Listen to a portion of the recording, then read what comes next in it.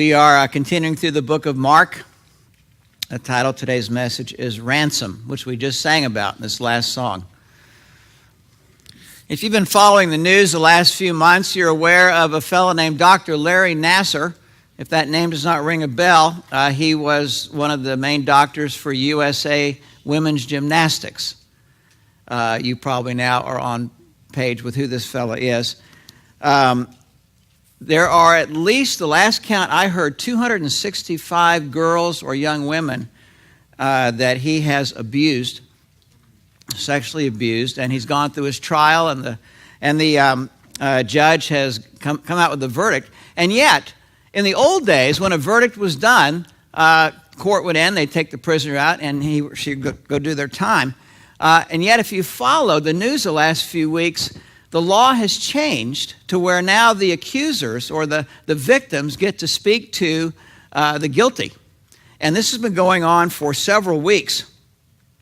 And as you sit there and watch this, there's something appropriate about this that I think our law recognized and said justice is not fully served if the condemned just leaves and doesn't have to face the people that the crimes that he perpetrated against. And so this went on for at least several weeks. I think it still may be going on, where it's not just girls who are now young adults, but some of the parents who have been involved too. And this illustrates, I think, something of what I hear sometimes out in the public about the gospel. Why did Jesus have to die?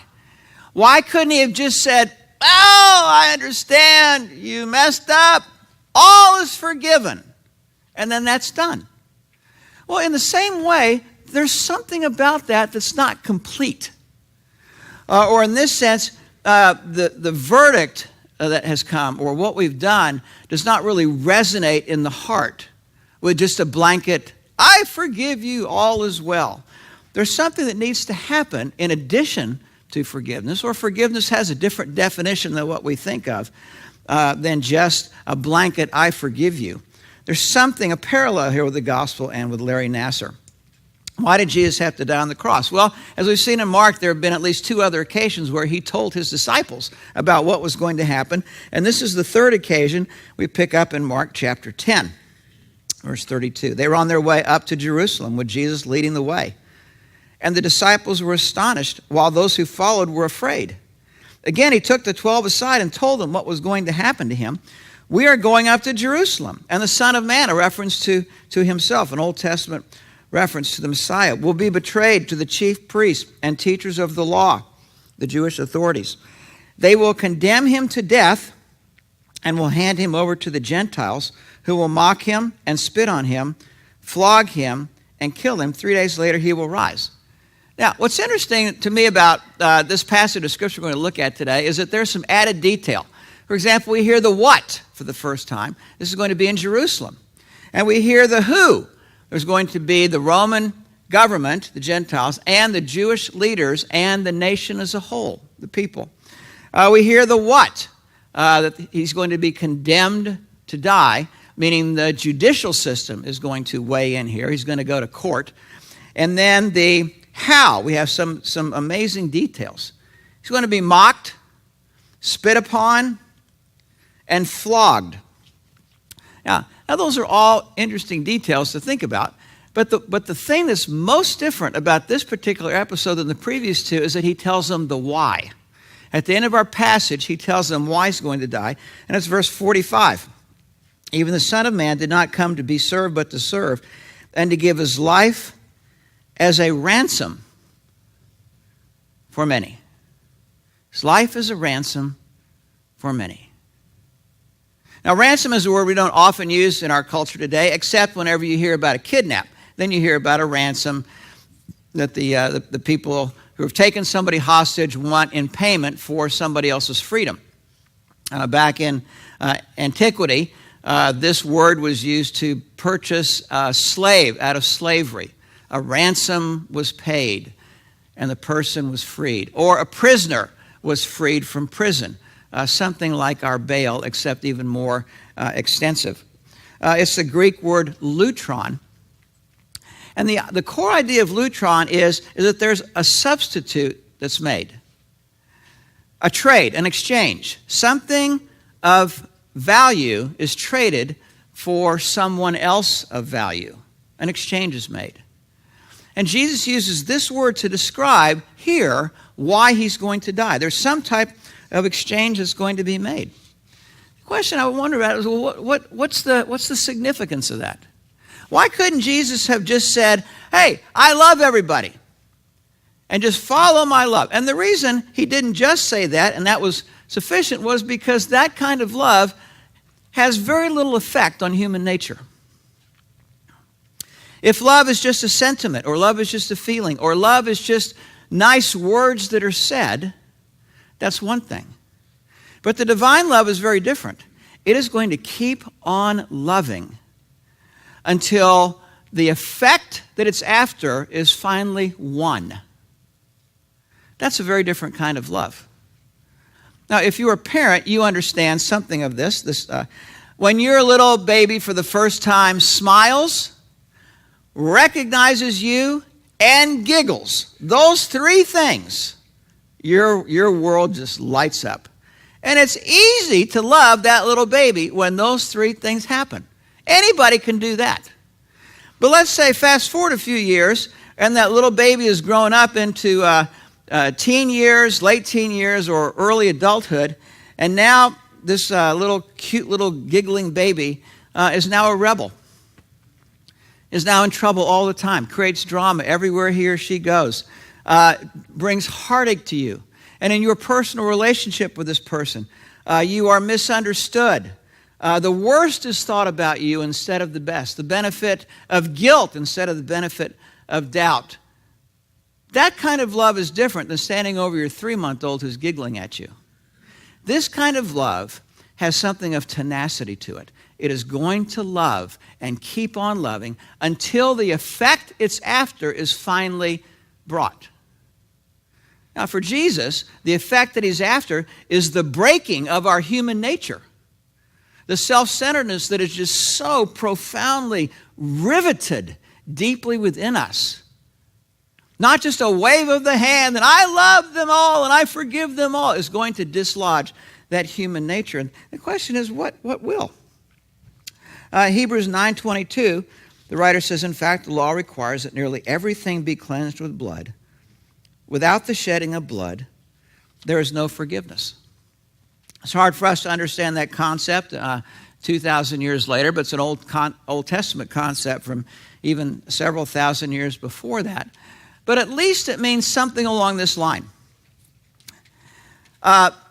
Is my self-centeredness, my natural selfishness to revolve my life around me and the things of interest to me, is that such a profound problem that it requires the death of an animal or the death of someone to forgive, or to have the effect of beginning the process of changing me?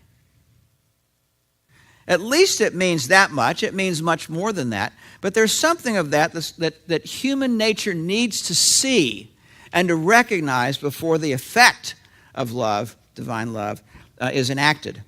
As soon as Jesus tells us, you might think, well, golly, he's told them this 3 times. And surely after 3 times, they're sitting there going, oh, okay, now I get it. Wow, this is not like what we thought. We thought we were going to be riding into Jerusalem as kind of the hero's welcome, kind of like the victory parade, and this is going to be very different. And as they're wrapping their minds around this differently, these guys illustrate the very need for this cross. The very next verse, James and John, the sons of Zebedee, come to him. Teacher, they said, we want you to do for us whatever we ask.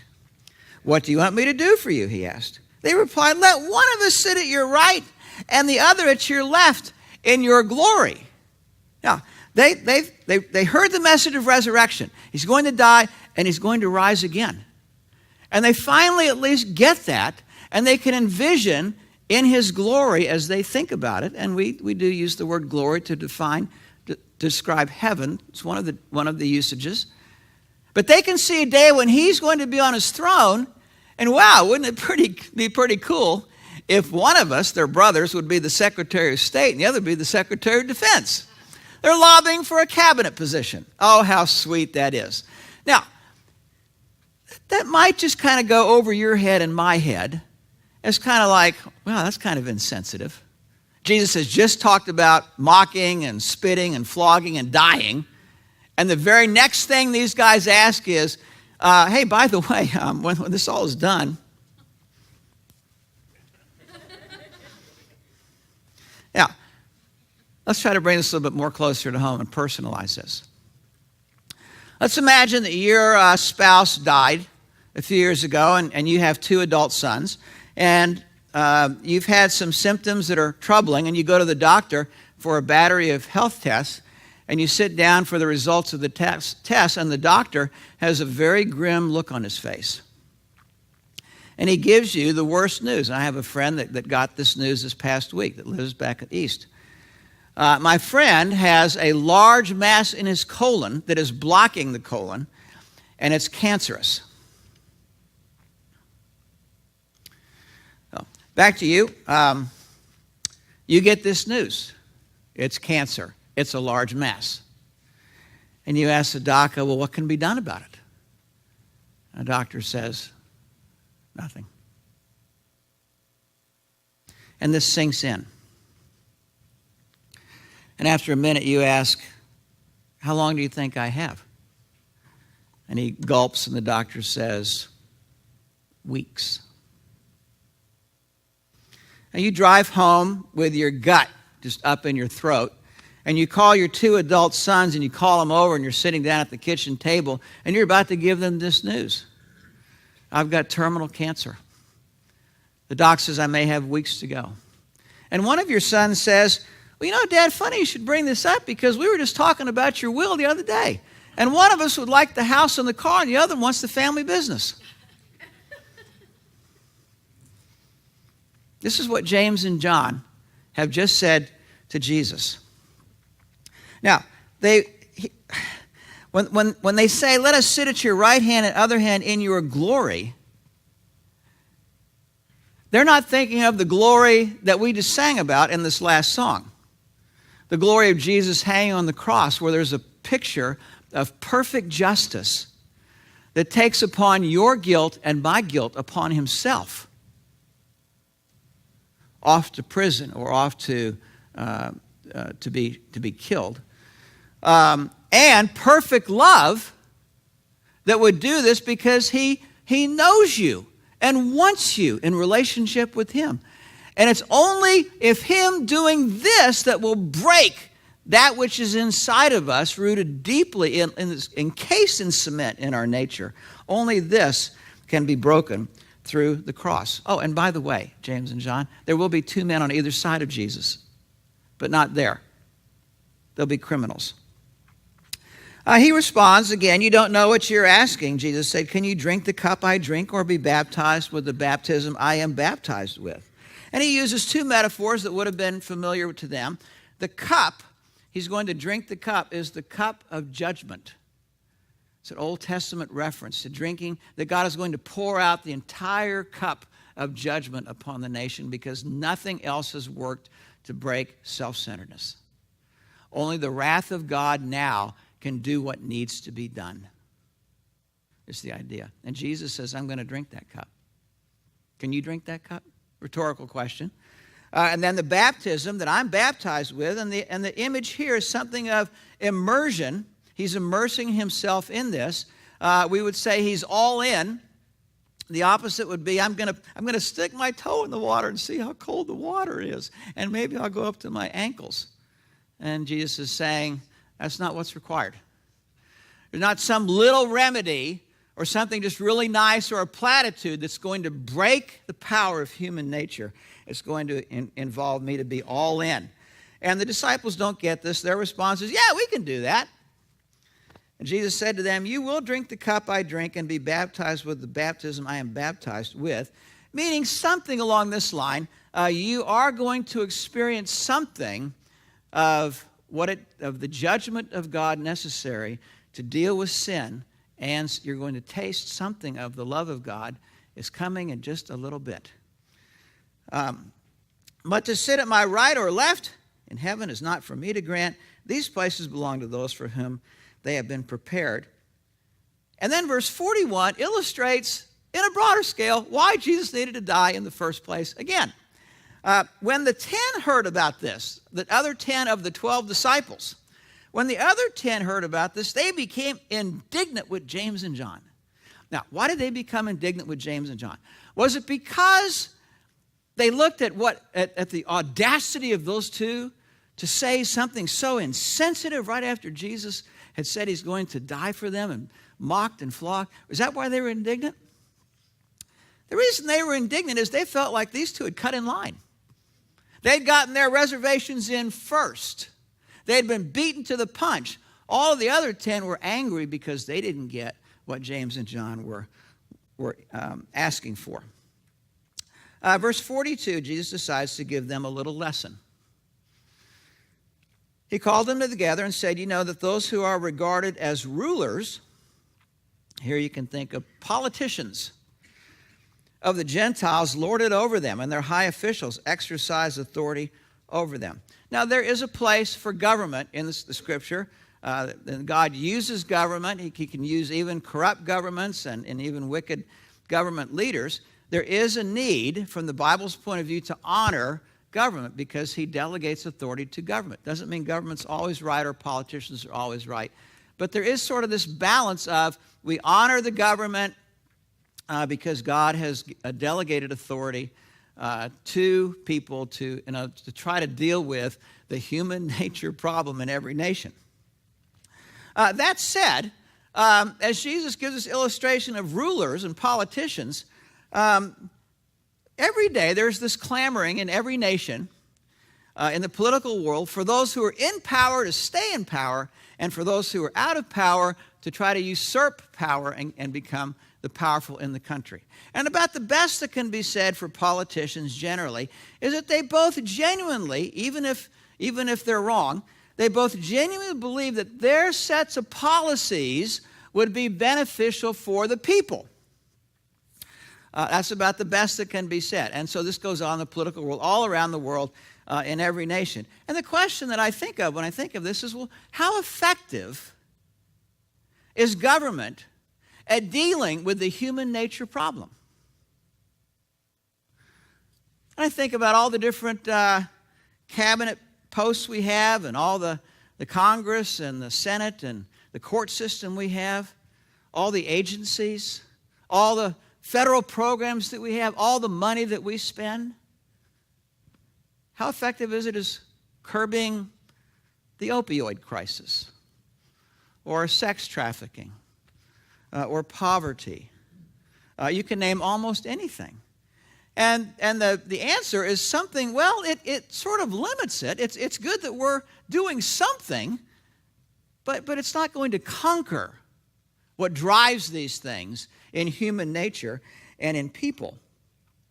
And Jesus, if this was true, that it could conquer what was in human nature, then the approach of Jesus with these 12 disciples would have been very different than what we read in the book of Mark. If government could have been the answer, Jesus would have put together a political action committee and hired some pollsters and maybe sent off a peace delegation to Rome. He's going to need an army. Well, Peter has a sword. He's not very good at wielding it, but we can work on that. We need some generals. Maybe James and John, the sons of thunder. Maybe they would be good generals. We need to get a groundswell of support and do voter registration. But as you read the book of Mark, you don't see anything of that. In fact, you see almost the opposite of all of that. Because he's thinking about the problem of human nature and what is it that can deal with the problem of human nature, not just limit or try to minimize the problem of human nature. And what he's going to tell these guys is the approach is virtually the opposite. Verse 43, not so with you. Instead, whoever wants to become great among you must be your servant. Whoever wants to be first must be slave of all. For even the Son of Man did not come to be served, but to serve and to give his life as a ransom for many. What would break human nature? That iron pillar that's inside of every one of us that just insists on having life my way and orienting the people and events in my life around how I want it to be to make me feel better about me. What can break that? Government won't, but maybe a ransom that costs somebody dearly because of love that is costly just might do that. In the morning, all of us who survive the night will get up in the morning without even thinking about it, are going to launch into our day without even thinking about this, I need to figure out a way to feel better about me. Now, we might think about that, might actually come to our consciousness, but this is just on autopilot. And some of us are going to have things that maybe we're conscious about. If I could just get married, or if I could just get out of my marriage, or if I could just get a better job, or if I could just retire, if I could just get married, if I could just have a kid, if my kid would just behave, or things like, I need to be around more positive people. I need to be around people who are less critical of me. I need to be more optimistic or more idealistic or think positive thoughts, or I need to be more grateful for the things of which I am. And maybe you'll do some of those things, and you'll go to sleep on Monday. And on Tuesday, you'll begin the process all over again. I want to feel better about me.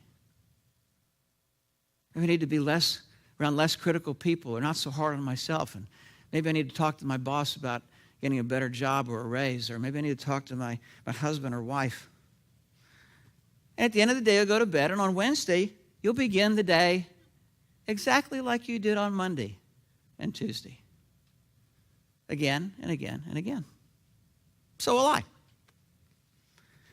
What if the cross had the power in it to do something about my Mondays and my Tuesdays and my Wednesdays?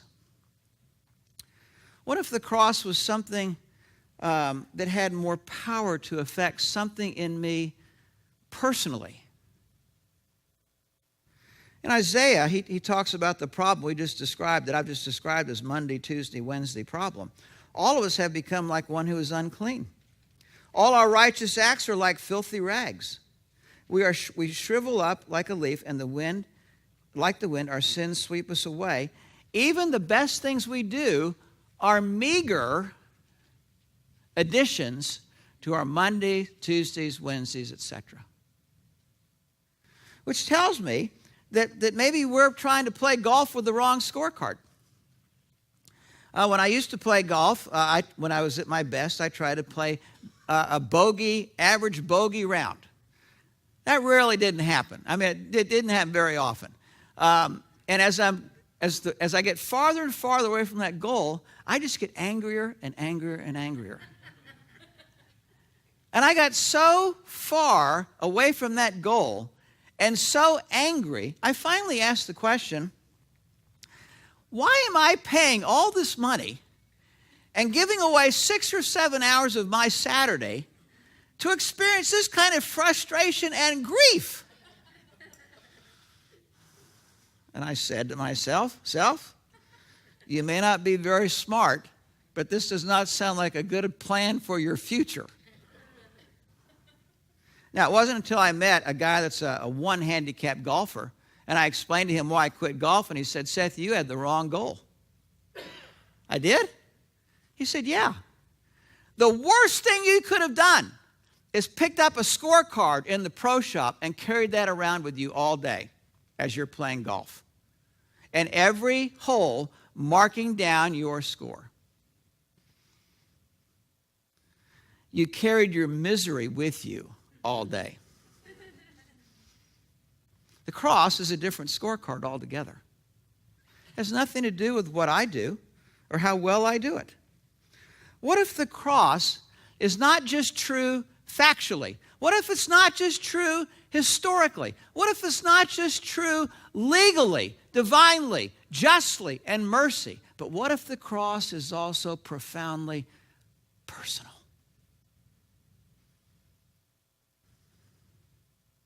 Personal. Paul says, while we were still weak, at the right time, Christ died for the ungodly. Why, one will hardly die for a righteous man, though perhaps for a good man one will dare even to die.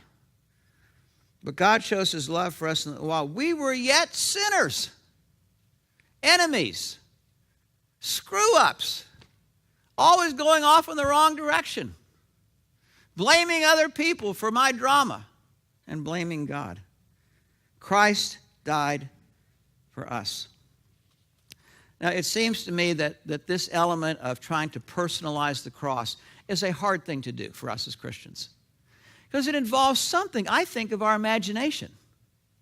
It's not just truth that we are basing our life on, but as we try to personalize this, it's not just like spreading mayonnaise over bread for the sandwich, just this very thin, yeah, God loves me, that's cool. Yeah. But something personal has to happen. Let's pray together.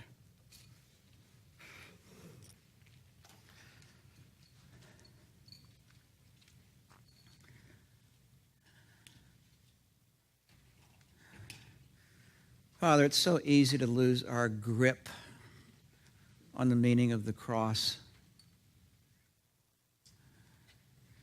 and to let it go and to pick up almost any other scorecard around us. And we do that without even blinking an eye, without hardly even knowing we're doing it on Monday and Tuesday and Wednesday and Thursday. Except for those moments when you break through, and sometimes it takes incredible suffering and heartache and pain and dealing with the mystery of life and the dark night of the soul, for us to finally see these elements at work and to place our hope in the one that came here, that walked across the bridge from eternity into time and put himself into the hands of those who would execute him. And not just an execution, but the worst kind of suffering and a lingering death in the most shameful and humiliating way they knew.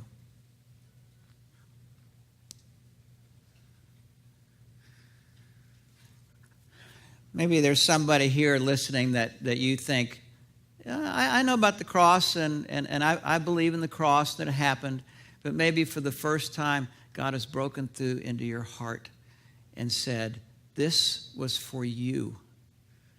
Put down your scorecard. Put it down. Put it down tomorrow. And put it down Tuesday. And put it down Wednesday.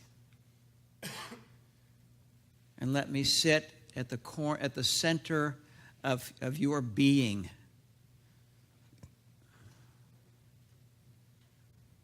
Let me be your ransom.